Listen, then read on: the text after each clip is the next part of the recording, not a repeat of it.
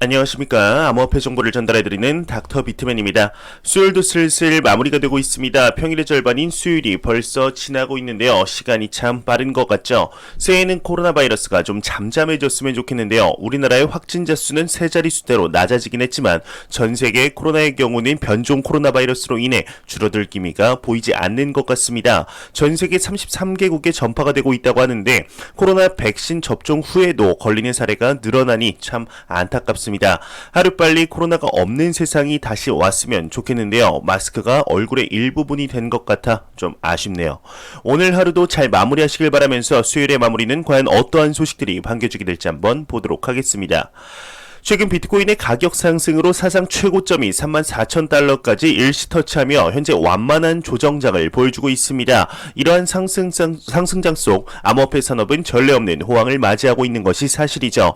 현재 기관 주도로 상승장이 이어지고 있지만 기관 투자자들의 개인 투자자들의 관심도도 조금씩 올라가고 있는 것 같습니다.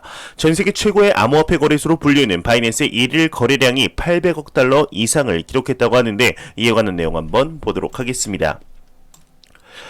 바이낸스에서 800억 달러 이상의 일일 거래량을 기록했다고 합니다. 바이낸스의 24시간 거래량과 파생 상품의 거래량이 일일 800억 달러, 한화로 86조 9,040억 원이라는 엄청난 거래량을 넘으며 사상 최고치를 기록했다고 합니다. 지난 24시간 동안 현물 거래와 파생 상품 거래 모두 합치면 1,800억 달러 이상이 전체 암호화폐 시장에서 거래가 되었다고 하는데요. 그중 800억 달러가 바이낸스에서 거래가 되었다고 하니 괜히 전 세계 1위 거래소가 아닌 것 같습니다. 이러한 대규모 자금이 오갈 때 트래픽이 몰리면서 서버에 중단이 발생할 가능성도 있는데 2020년 12월 코인베이스와 바이낸스 둘 다 서비스가 일시 정지하는 사태가 발생하면서 암호화폐 투자자분들의 분통을 터뜨리는 사건이 있었죠. 하지만 아직까지는 그러한 문제들이 나오지 않는 것을 보니 많이 보완이 된 것 같습니다.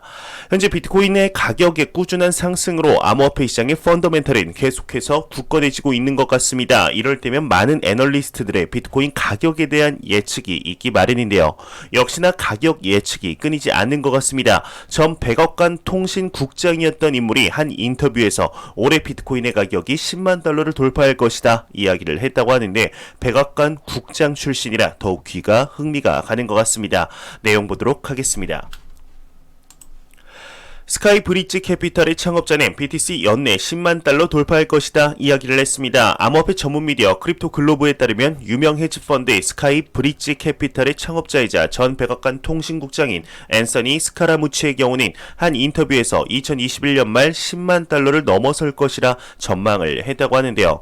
그는 BTC의 희소성을 좋아한다. BTC를 누가 만들었는지 아무도 모르지만 그마저도 매력적이다. BTC의 발행량은 2,100만 개로 제한되어 있으며 이는 BTC의 가치를 높인다. 어떤 사물이든 희소할 때 모두가 소유하고자 한다.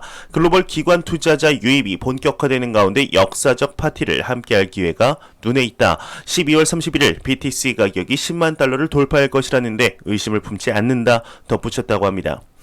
비트코인의 연말 가격에 대해서 언급한 인물은 이뿐만이 아닙니다. 비트코인의 대표적으로 비판적이었던 기관이었다가 이제는 자체 코인까지 발행하며 비트코인에 대해서 180도 태도가 바뀐 기관입니다. 바로 JP모건인데요. JP모건의 경우는 비트코인의 장기 목표가를 14만 6천 달러까지 보고 있다고 합니다. 이에 관한 내용 보도록 하겠습니다. JP모건은 BTC 장기 목표가를 14만 6천 달러로 정했다고 합니다. JP모건의 경우는 비트코인의 이제 장기 목표 가격을 14만 6천 달러로 내다봤다고 하는데요. JP모건 소속의 투자 전략가 니콜라우스 파니기르초글루, 참 이름 힘드네요. 아무튼 이분이 이제 비트코인이 금과 경쟁하면서 장기적으로 더 큰 수익률을 낼 잠재력이 있다. 이론적으로 비트코인 시가총액은 현 수준 57.5억 달러보다 4.6배 증가해야 한다. 이야기를 했다고 합니다. 현재 많은 애널리스트들과 전문가들의 경우가 이야기하는 비트코인의 미래 가격은 모두 다르지만 공통적인 점은 지금의 가치보다 훨씬 높게 성장할 것이라는 것이죠. 비트코인의 경우는 금과 많이 비교되며 새로운 시대를 맞이하는 새로운 자산, 디지털금, 금 2.0 버전으로 불리우고 있는데요. 생각보다 빨리 기관 투자자들과 고액 자산가들 사이에서 인식의 변화가 이루어졌죠. 제도적으로도 많은 변화가 2년에서 3년 사이에 이루어졌습니다. 2017년 말 2018년 초 당시에는 그저 투기, 도박, 갬블로 인식이 되던 암호화폐 시장이 하나의 자산군으로서 인식이 되며 새로운 자금들이 유입되는 현장에 여러분들과 제가 있는데요. 저는 확신하고 있습니다. 많은 금융 전문가들이 이야기를 하죠. 자금이 유입되는 곳을 찾을 수만 있다면 그에 대한 보답은 엄청날 것이다 라고 이야기를 합니다. 부의 이동을 잘 지켜보고 민감해야 한다는 것이죠.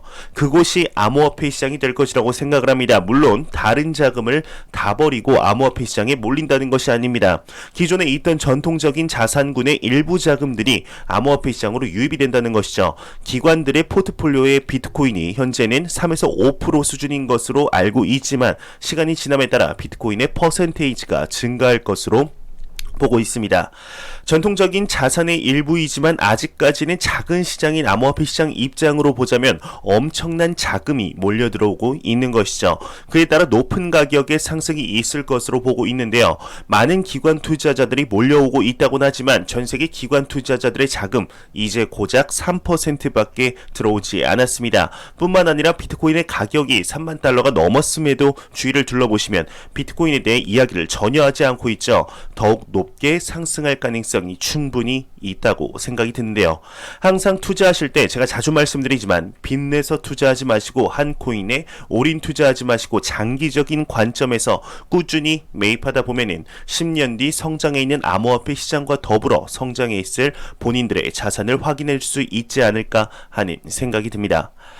얼마 전 미국 재무부의 금융범죄 단속 네트워크로 불리우는 핀센에서 암호화폐 시장에 대한 새로운 규제안을 내놓았습니다. 암호화폐 자산이 1만 달러가 넘었을 때 의무적인 보고를 해야 한다는 룰이었는데요. 이 요구에 대해서 암호화폐 시장의 반발이 생각보다 거세지고 있는 것 같습니다. 글로벌 암호화폐 2위 거래소라고 불리우는 코인베이스에서 신규 규정을 철회할 것을 요구했다고 하는데요. 이에 관한 내용 한번 보도록 하겠습니다. 코인베이스는 미 재무부의 암호화폐 지갑 신규 규정 철회 요구를 했다고 합니다. 5대1리에 따르게 되면 코인베이스의 경우는 핀센의 비수탁형 암호화폐 지갑 거래 보고 관련 신규 규정을 철회할 것을 요구했다고 합니다.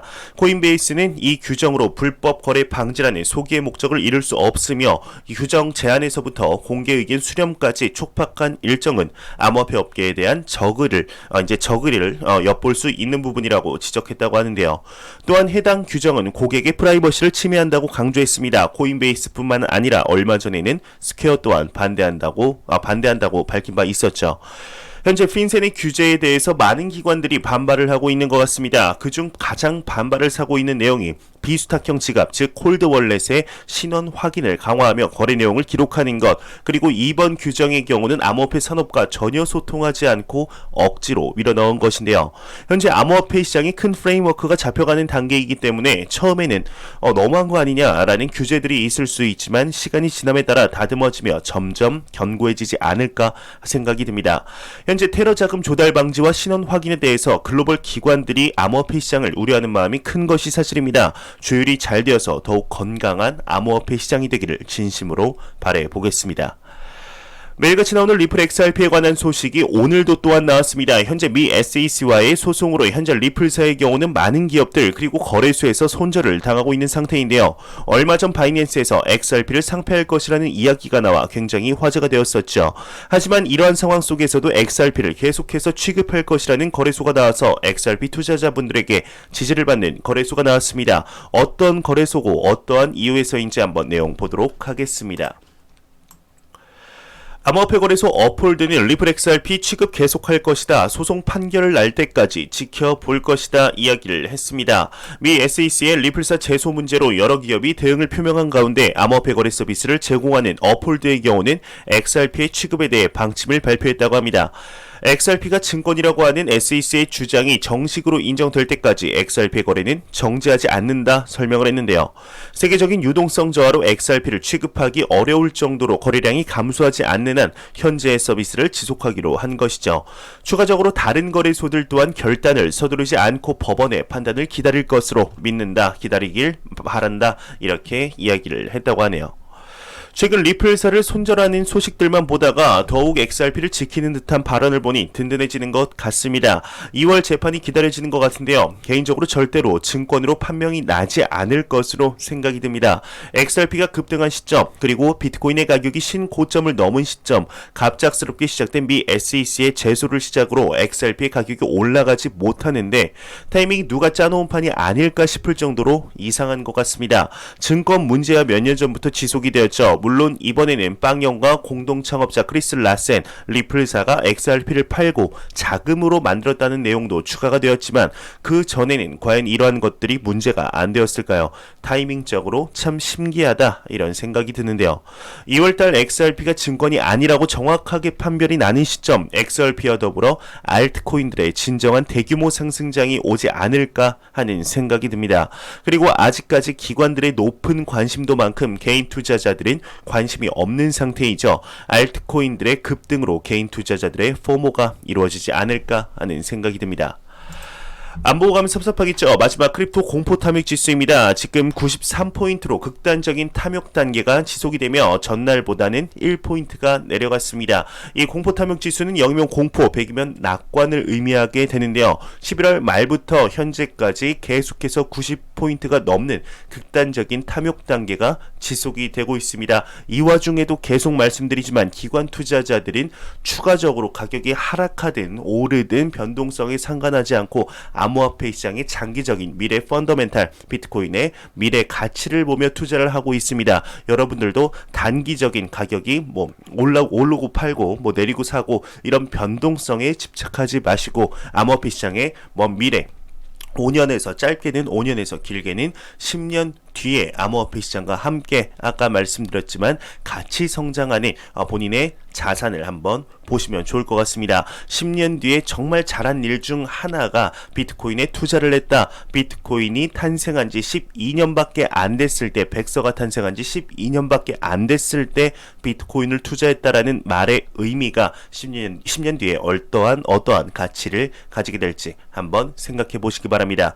이 공포탐욕 지수는 변동성 거래량 각각 25%씩, 그리고 SNS 언급량, 설문조사 15%씩, 비트코인의 더미너스, 구글 검색량 각각 10%를 기준으로 산출이 되게 됩니다.